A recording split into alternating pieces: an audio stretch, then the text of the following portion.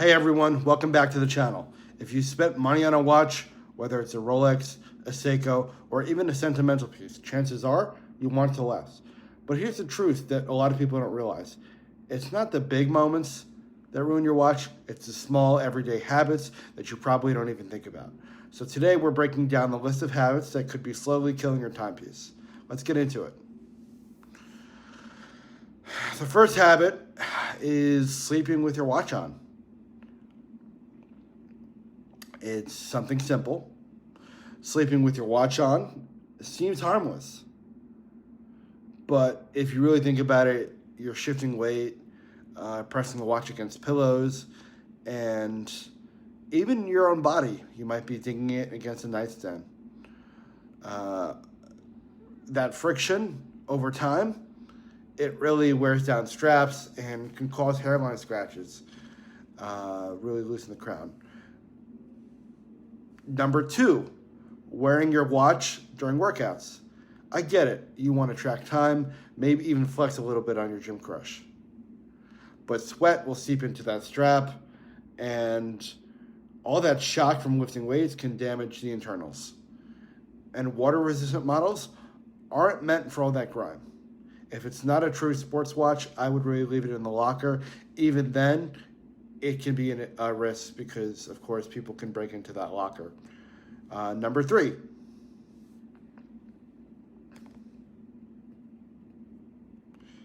Is misunderstanding that water resistance. Just because it says 50 meters doesn't mean you can swim with it. This is something we get a lot. That rating is really based on static pressure and isn't about cannonballing into the pool.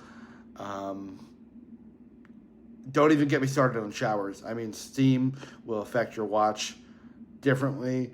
Saunas, steam can really sneak past, the inner workings of the watch and the seals of the watch, and really corrode the parts, which sucks. And I have heard people, say to me, "Hey, I've been skiing with the watch. What's going on?" And it's a really sad experience. I think the next thing I would say is skipping a regular service. You wouldn't drive a car for 10 years without an oil change. So I don't understand why people will wear a watch for 5, 10, 15, 20 years and never service the watch. Mechanical watches really need service every 4 to 6 years. And skipping that service or getting the watch wet before that service is done, can really hurt the watch, and leads to dry gears, and the watch over time, if you don't get a service, will really just be an expensive paperweight. The fifth thing is, of course, magnetic exposure.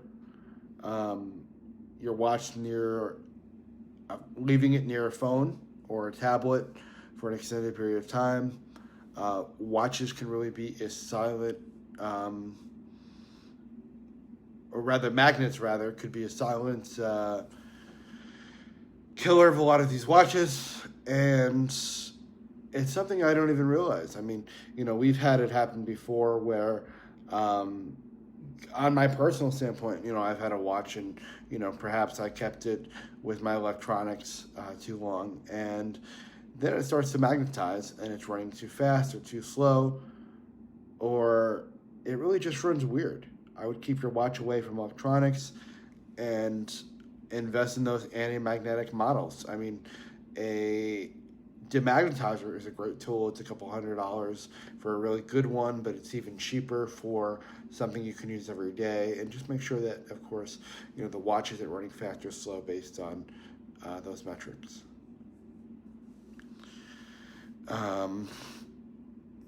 Setting the date incorrectly is the sixth thing that I see people do.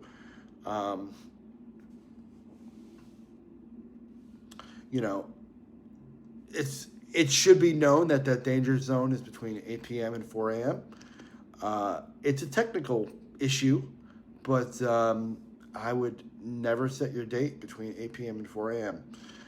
That's when the gears are prepping to flip, and manually changing that date in that window can just really strip the gears and ruin things like a calendar function.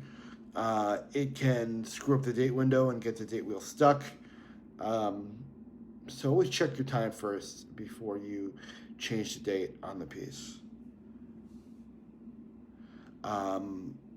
The next thing I want to talk about is wearing the wrong watch for the wrong occasion.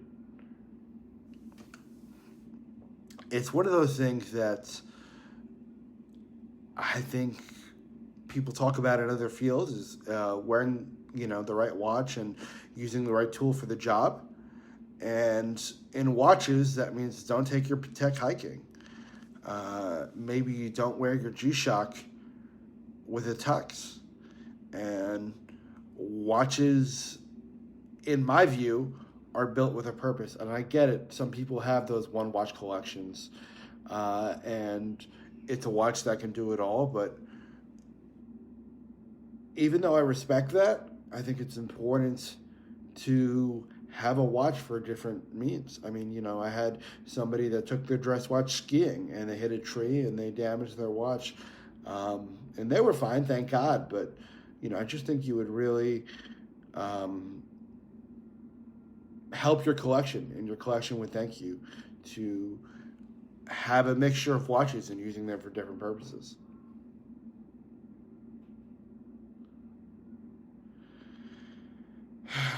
The next thing that I see happening a lot, and it's something that we dealt with as early as this morning, is overwinding. If you have a manual wind, don't get carried away. Overwinding can staff the mainsprings and really damage the crown. Wind until you feel a bit of resistance and then stop. I wouldn't force it. Trust me, it may seem like you're doing them a favor, but I think your wallet will really thank you in the end. And if you overwind it, your wallet will definitely feel it later.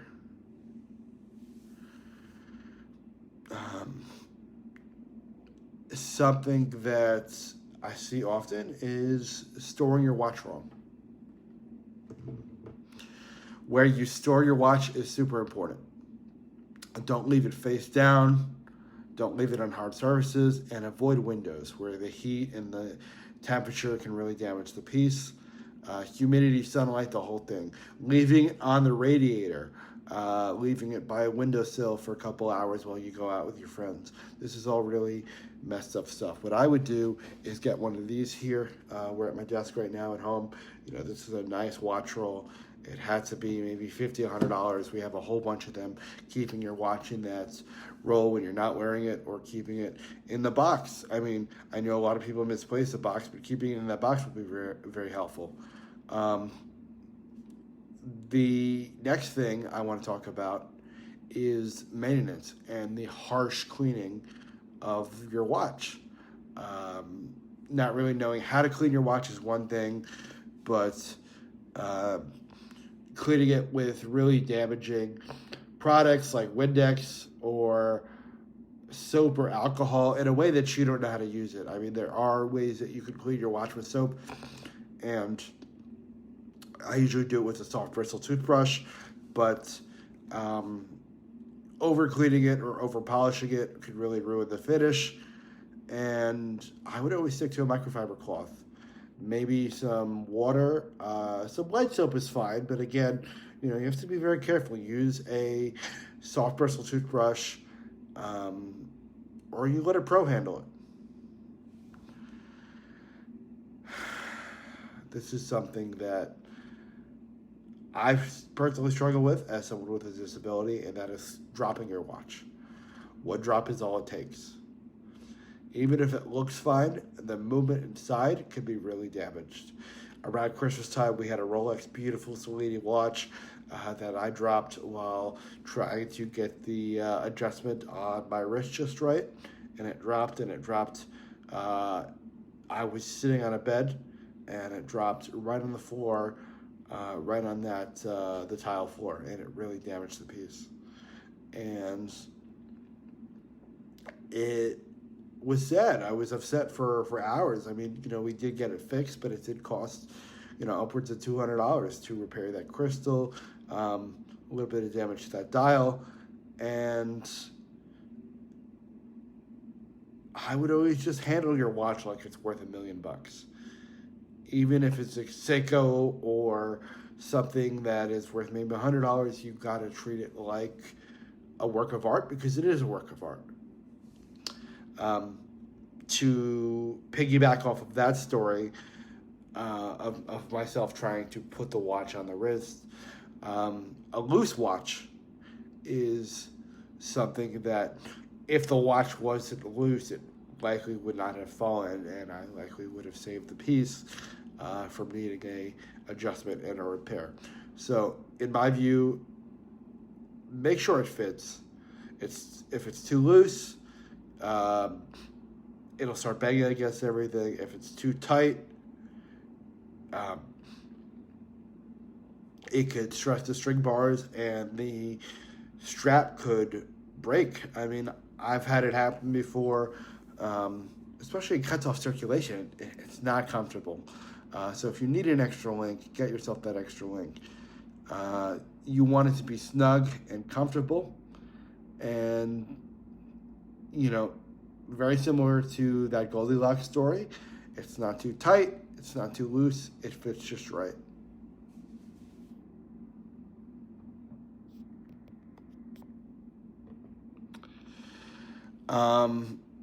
When I talk about another thing, it is those do-it-yourself repairs. It's, again, whenever I need to get something done, I get it done by a professional. We do sell watches, but I don't always have the dexterity, again, because of my disability, to take care of things. So, while there is stuff that I can do, if there's something you can't do, make sure that you get a professional to help you. I see all the time bad spring bar tool use, and leaving scratches that just weren't there before. And I get it. You want to save some money, and you want to swap a strap at home. Without the right tools, though, you're really just gambling with the scratches, and then you're going to lead yourself to bent lugs. And I mean, one slip and you'll really regret it. It just screws with the whole watch. And it's just not something that I would say, if you're not 100% confident, go to a watchmaker. Get it done. It might cost you a couple of dollars, but it will save you such a big headache down the line, especially if you have that OCD and you're constantly looking at those scratches and bumps and bruises on the piece. Anyway, so in conclusion, I think that you don't have to treat your watch like a museum piece, but you do need to treat it like it matters. If these 13 mistakes are something that you do often, I would, be more careful. And if it is something that you can avoid, it'll leave your watch being just more accurate. You'll just have a nicer watch, and it's just overall a better aesthetic. So again, avoid these mistakes. And if you've learned something, please click that like button. And please don't forget to subscribe. I know that these videos aren't as clean and cut as maybe some other creators, but we are learning and we are working to create the content every day, and I'm always learning. And as always, I really appreciate your time and attention today.